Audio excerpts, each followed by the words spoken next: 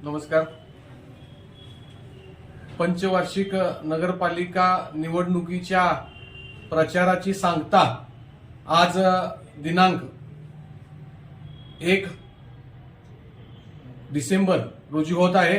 उद्याच्याला कराड शहरातील सर्व मतदार बंधू भगिनी मतदान करणार आहेत. मी सर्व कराड शहरातील मतदार बंधू भगिनींना आवाहन करू इच्छितो की आपण सर्वजण सुज्ञ आहात. योग्य माणसाला, अनुभवी माणसाला आपण सर्वांनी मतदान करावे. त्याचबरोबर गेले 2-3 दिवस विरोधकांच्या पायाखालची वाळू सरकल्यामुळं विरोधक सोशल मीडियाच्या माध्यमातून, विविध माध्यमातून चुकीचे बूम समाजामध्ये पसरवण्याचा प्रयत्न करत आहात. मला असं वाटतं की कराड शहरातील सुज्ञ जनता पावसकर अण्णांना वर्षानुवर्ष ओळखते. पावसकर अण्णांचा स्वभाव असेल, पावसकर अण्णांची कार्यपद्धती असेल आणि पावसकर अण्णांचे विचार हे सर्व सुज्ञ जनतेला माहीत आहे.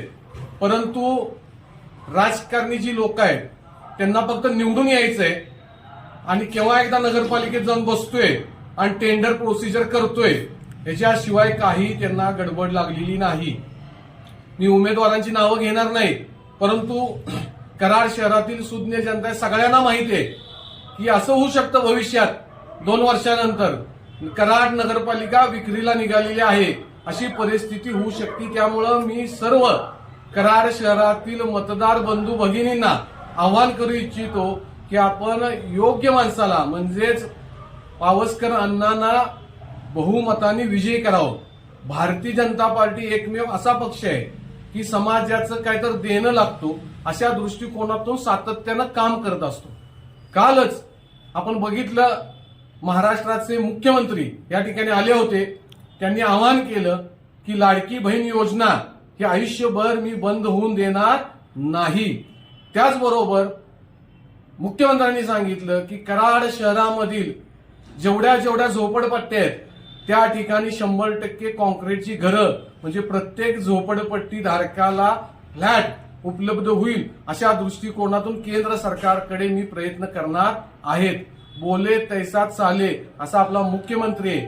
त्याचबरोबर या विधानसभेला लाभलेले आमदार म्हणजेच डॉक्टर अतुलबाबा भोसले हे पण कामाची जर आपण पद्धत बघितली की चांगल्या पद्धतीनं या कराड दक्षिण मतदारसंघामध्ये काम करत आहेत. मी कराड शहरातील सुज्ञ मतदार बंधू भगिनींना आवाहन करू इच्छितो की उद्या 2 डिसेंबरला आपण मतदान करालच, परंतु योग्य माणसाला जर मतदान नाही झालं तर परत आपण 5 वर्ष पारतंत्र्यात जाऊ आणि आपल्याला भेटायला लागेल. नगराध्यक्ष पद हे रोज लोकांना दिसण्याचं आहे, रोज लोकांना भेटण्याचं आहे.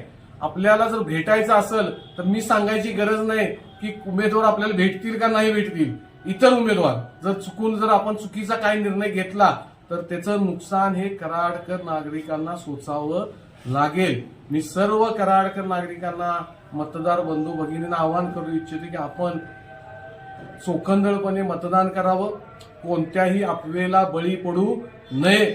त्याचबरोबर सोशल मीडियाच्या माध्यमातून जे बूम पसरवले जातात त्याला आपण बळी पडू नये. पावसकर अण्णांनी कधीही कोणत्याही जातीपातीचं राजकारण केलं नाही. माणूस आणि एक आपला विचाराचा माणूस या दृष्टिकोनातून सातत्यानं काम केलं. येणाऱ्या 2 तारखेला म्हणजेच उद्या आपण चांगल्या पद्धतीनं मतदान करावं, जास्तीत जास्त मतदान करावं. आणि त्याचबरोबर भारतीय जनता पार्टीचे जेवढे कराड शहरामधील नगरसेवक पदासाठी उभे असणारे कॅन्डिडेट आहेत त्यांना पण भरघोस मतांनी विजयी करावं. पावसकर अण्णांना नगराध्यक्ष पदावर बसवून खऱ्या अर्थानं कराडचा विकास, नियोजनबद्ध विकास आपण साध्य करावा. येणाऱ्या काळामध्ये 100% मला असं वाटतंय की महाराष्ट्राची ताकद असेल, केंद्राची ताकद असेल ही 100% कराड शहराला मिळणार आहे. आणि त्या माध्यमातून कराड शहराचा विकास, परिपूर्ण विकास झाल्याशिवाय राहणार नाही. पुन्हा एकदा मी 2 डिसेंबरला म्हणजेच उद्या आपण सुज्ञ मतदार बंधू भगिनींनी भारतीय जनता पार्टीच्या कमळासमोरील बटन दाबावं, जनता पार्टीला करावं ही माझी नम्रतेची विनंती.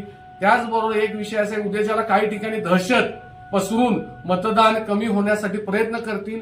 नागरिकांनी न भीता या दहशतीला न जुमानता आपण मतदानासाठी बाहेर पडावं, आपला मतदानाचा हक्क बजवावा, अशी विनंती मी या सर्व कराड शहरातील मतदार बंधू भगिनी करतो. थांबतो. जय हिंद, जय हिंद.